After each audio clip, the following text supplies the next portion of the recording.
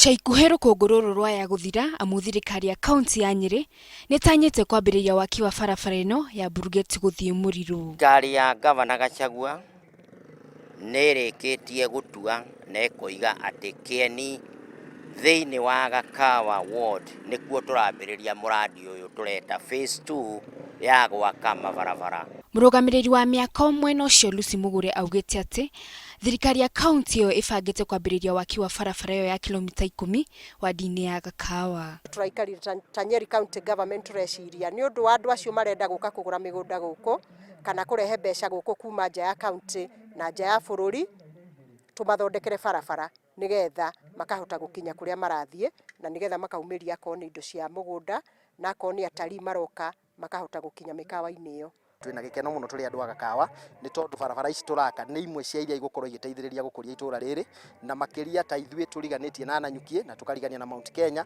kuria itura rĩrĩ rironeka rĩrĩ na investors aingĩ maroka muno nigetha makorwo magĩkũria itura rĩrĩ na kwoguo barabara ici ni igũtũteithia muno na access ya gũkinyanĩra maũndũ macio mothe na nigetha makorwo magĩthiĩ na mbere. Aikari a wadi ya Gakawa mwena wa Kieni ni makenereire tabarĩra ĩno ya waki makiuga atĩ wona barabara yakwo nĩkũmaguna na njĩra nene amu nĩmakoretwo magĩthĩnĩka nĩ gũthũka kwayo. Bara ĩno yarĩkia gwakwo itura ritũ nĩrĩgũkũra, ũrĩmi nĩ ũgũthiĩ na mbere na investment ta ici iroka gũkũ ta ĩno ya Swiss International Resort Mount Kenya nĩ igũkorwo ikĩrehe ageni aingĩ na ageni acio nĩ magũteithia ciana citũ kuona mawĩra.